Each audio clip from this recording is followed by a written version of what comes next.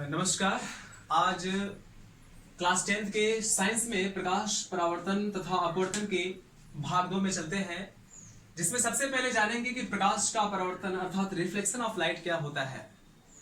आज जो है प्रकाश के परावर्तन में हमने पहले से फिगर ड्रॉ कर लिया है। इस फिगर में हम आपको बताना चाहेंगे कि प्रकाश का परावर्तन होता क्या है। देख सकते हैं, यह एक ऐसा माध्यम है जिसको हम निर्वात कह सकते हैं और एक ऐसा माध्यम है जिसे हम परावर्तक माध्यम या परावर्तक पृष्ठ कह सकते हैं। प्रकाश जो है जब निर्वात माध्यम में चलता है और चलने के पश्चात किसी परावर्तक पृष्ठ पे पड़ता है, तो पड़ने के पश्चात वह टकराकर पुनः उसी माध्यम में वापस लौट आता है। इस घटना को हम कहते हैं प्रकाश का परावर्तन। यहां पे देखिए, मैंने एक एक चीज छोटे छोटे करके मैंने अक्षरों में लिख रखा है। कौन क्या है? पहला आपतित प्रकाश, दूसरा परावर्तित प्रकाश, तीसरा अभिलंब, चौथा परावर्तक पृष्ठ। इसमें आई को हमने लिख दिया है आपतन कोण, जिसे हम इंग्लिश में कहते हैं इंसिडेंट एंगल। आर का मतलब होता है परावर्तन कोण, जिसे हम कहते हैं रिफ्लेक्टेड एंगल। याद रखिएगा, इसमें आई और आर को ज्यादा लोग जो है, ज्यादा बच्चे जो है कंफ्यूज हो जाते हैं कि आई आर क्या होता है, इसे कहते क्या है। तो आई का मतलब होता है इंसिडेंट एंगल और आर का मतलब होता है रिफ्लेक्टेड एंगल। इसको याद रखेंगे आप लोग। इसके बाद मैंने यहाँ पे 3 फिगर और ड्रा करके रख लिया है। इन तीनों फिगरों में हमने पहले लिखा है रेखा, दूसरा किरण, तीसरा है रेखाखंड। पहले रेखा जनिए होता क्या है। देखिए, रेखा का मतलब होता है, जैसे प्रकाश किरण हम पढ़ रहे हैं, तो किरण होता क्या है। किरण का मतलब होता है एक ऐसा स्रोत या एक ऐसी रेखा जहां से कोई प्रकाश उत्पन्न होता है, यानी एक ऐसा बिंदु जहां से कोई प्रकाश उत्पन्न होता है और वह कहां तक जाता है इसका कोई ठिकाना नहीं है। वह क्या होता है? आपका किरण होता है। देखिए, मैंने स्थिर बिंदु बना दिया यहां पे और प्रकाश की किरण का तीर का निशान मैंने बना दिया है। इसका मतलब यह होता है कि वह किरण कहां तक जाएगी इसका कोई ठिकाना नहीं है। उसी प्रकार हमने रेखा में दोनों तरफ बना के रख लिया है। इसका मतलब क्या होता है कि प्रकाश कहां से आ रहा है या कोई पथ कहां से आ रहा है और कहां तक जाएगा इसका कोई ठिकाना नहीं है। लेकिन रेखाखंड में हमने 2 स्थिर बिंदुओं को लिया है। इसमें आप समझ सकते हैं कि रेखाखंड का मतलब एक ऐसी रेखा जिसमें 2 स्थिर बिंदु हों, एक प्रारंभिक बिंदु और एक अंतिम बिंदु। इन दोनों बिंदुओं की जो स्थिति होती है वो फिक्स होती है, इसलिए इसको हम रेखाखंड कहते हैं।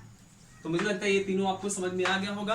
प्रकाश के परावर्तन की परिभाषा भी समझ में आ गई। अब चलते हैं प्रकाश के परावर्तन के नियम। उससे पहले परिभाषा लिख देते हैं बोर्ड पे, आप देख लीजिएगा। लौट आता है, लौट आता है,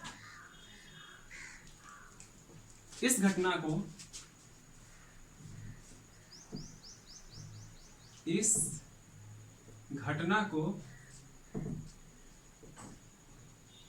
प्रकाश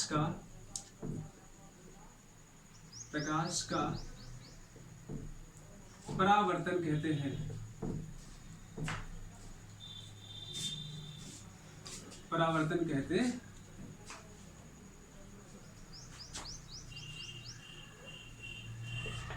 ठीक है, ये इसकी परिभाषा हो गई, डेफिनेशन हो गई इसकी। एक बार फिर से सुन लेंगे। जब प्रकाश निर्वात माध्यम में चलकर परावर्तक माध्यम से टकराता है, तो टकराने के पश्चात पुनः पहले ही माध्यम में वापस लौट आता है। इसी घटना को प्रकाश का परावर्तन कहते हैं। देखिए, इसके 2 नियम होते हैं। कौन कौन से नियम? आइए।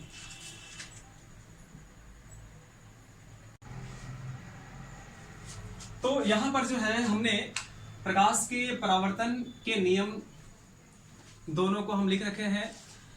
दोनों में हमने पहले बताया कि जो आपतित प्रकाश का जो आपतन कोण होता है और जो परावर्तन कोण होता है, ये दोनों आपस में बराबर होते हैं, अर्थात साइन आई बराबर साइन आर। याद रखिएगा, दोनों की कंडीशन होती है कि यदि साइन आई बहुत अगर छोटा होता है, साइन आर भी अगर बहुत छोटा होता है, तो हम साइन आई की जगह पे आई लिखते हैं और साइन आर की जगह पे आर लिखते हैं। इस प्रकार से हमें जो प्राप्त होता है इक्वेशन, वह आई बराबर आर होता है। दूसरा जो हमने बताया है कि जो आपतित प्रकाश की जो किरण है और परावर्तित प्रकाश की किरण है तथा अभिलंब जो है, ये तीनों परावर्तक तल के या परावर्तक पृष्ठ के एक ही बिंदु पर स्थित होते हैं। तो एक बार फिर से सुन लेंगे।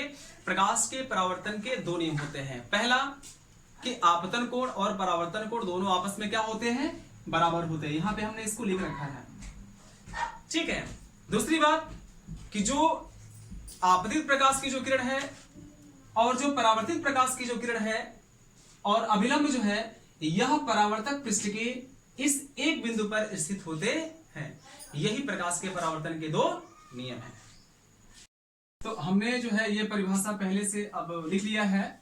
जब प्रकाश एक माध्यम से दूसरे माध्यम में प्रवेश करता है तो वह अपने मार्ग से कुछ विचलित हो जाता है। इसी घटना को प्रकाश का अपवर्तन कहते हैं। ठीक है। अब जो है इसमें हम समझना चाहेंगे कि आखिर कैसे जो है यह अपवर्तन होता है। कोई चीज कैसे जो है अपना स्थान बदलकर, अपना पथ बदलकर और दूसरा पथ जो है धारण करती है।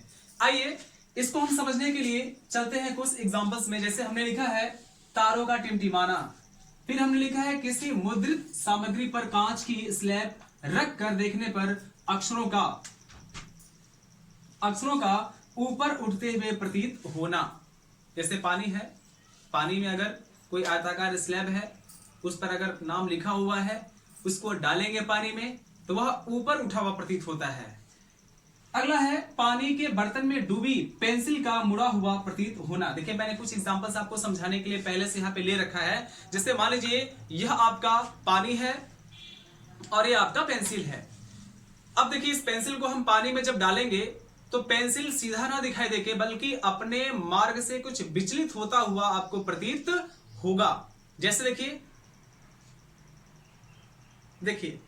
अब यहां पे आपको साफ साफ नजर आएगा कि यह अपना पथ कैसे बदला हुआ प्रतीत हो रहा है। देखिए पेंसिल का रास्ता कहीं और से है और कहीं और जाता हुआ प्रतीत हो रहा है।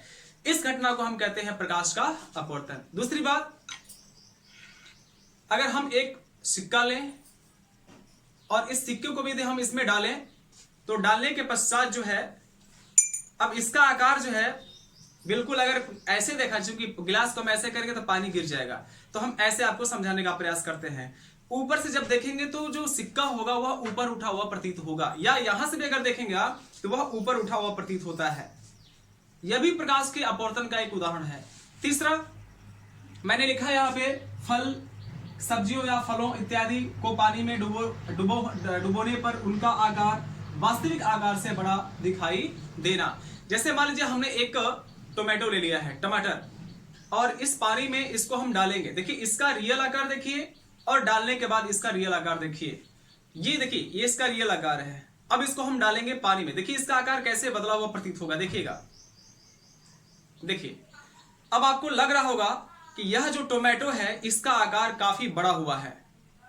ऐसा तो है नहीं कि पानी में डालने के बाद इसका आकार बढ़ गया है, बिल्कुल सेम है, वही है, लेकिन पानी में डालने के बाद अपवर्तन के कारण जो है इसका आकार बड़ा दिखाई दे रहा है। तो ये सारे जो एग्जांपल्स हैं ये प्रकाश के अपवर्तन के हैं। इसके बाद जो है हम चलते हैं प्रकाश के अपवर्तन के नियम में। अब जो है प्रकाश के अपवर्तन के नियम, देखिए प्रकाश के अपवर्तन के दो नियम होते हैं। एक आपतित किरण, अपवर्तित किरण और अभिलंब। तीनों जो हैं ये अपवर्तक पृष्ठ के एक ही बिंदु पर स्थित होते हैं। जैसे आप फिगर में देख सकते हैं, यहां हमने बनाया है, ये आपतित किरण है, ये अपवर्तित किरण है और ये अभिलंब है। ये तीनों जो हैं इस अपवर्तक पृष्ठ के एक ही बिंदु B पर स्थित हैं। ठीक है। दूसरा जो है, दूसरा नियम यह है कि आपतन कोण और अपवर्तन कोण की ज्या, मींस आपतन कोण की ज्या और अपवर्तन कोण की ज्या, ये दोनों एक दूसरे के समानुपाती होते हैं। अर्थात दोनों का जो अनुपात होता है एक स्थिरांक होता है। इसको भी हम समझेंगे। देखिए पहले ये जो A से लेकर B तक है इसको हम आपतित किरण कहेंगे। यहां से यहां तक को B से लेकर जो E तक है इसको हम अपवर्तित किरण कहते हैं। और E से लेकर F तक जो आप देख रहे हैं, F आगे तक जाएगा, E से लेकर F की जो दिशा है ये निर्गत किरण की दिशा है। इस प्रकार से आपने समझा आपतित किरण, अपवर्तित किरण और निर्गत किरण। अब जो है दोनों का नियम हम यहां लिख के आपको दिखा देते हैं। ठीक है, चलिए।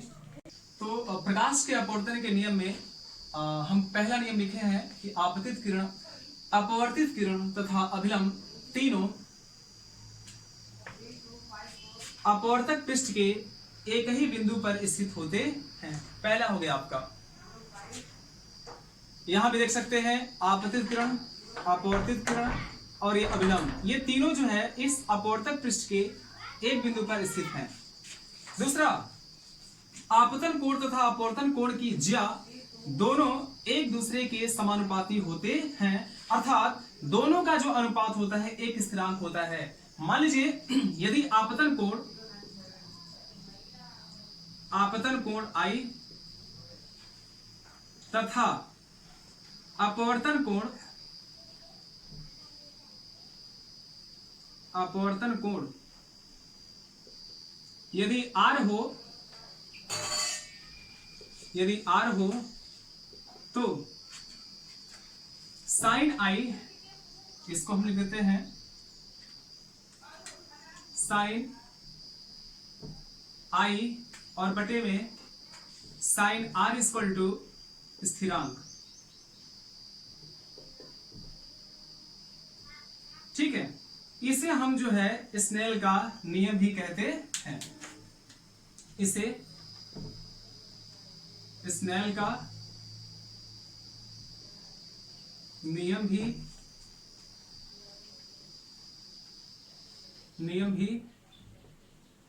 कहते हैं।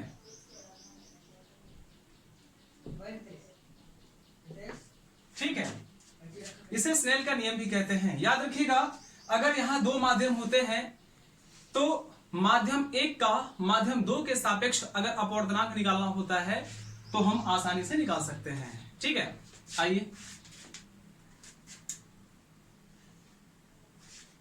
माध्यम 2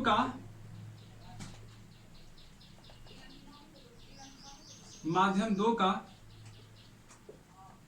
माध्यम 1 के सापेक्ष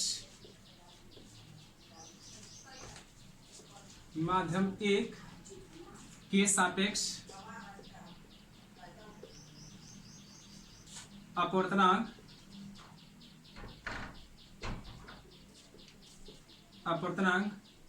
क्या हो जाएगा, 1 और 2 इक्वल टू, यहां लिखते हैं साइन I और बटे में लिखते हैं साइन R। इसको जो है हम ब्रैकेट में घेर देते हैं। ठीक है, बंद कर देते हैं। ये हो जाएगा अपवर्तनांक। यदि साइन I का मान और साइन R का मान अत्यधिक छोटा होगा तो 1 और 2 इक्वल टू I/R भी ले सकते हैं। ठीक है, तो इस प्रकार से हमने प्रकाश के अपवर्तन को तथा प्रकाश के अपवर्तन के नियम को भी इसमें समझा। अगर वीडियो आपको अच्छा लगा हो तो like, share, comment and subscribe जरूर करें और बेल आइकन को प्रेस कर दें ताकि जो भी मेरे वीडियोस के आने वाले नोटिफिकेशन हो सबसे पहले आप तक पहुंचे। धन्यवाद।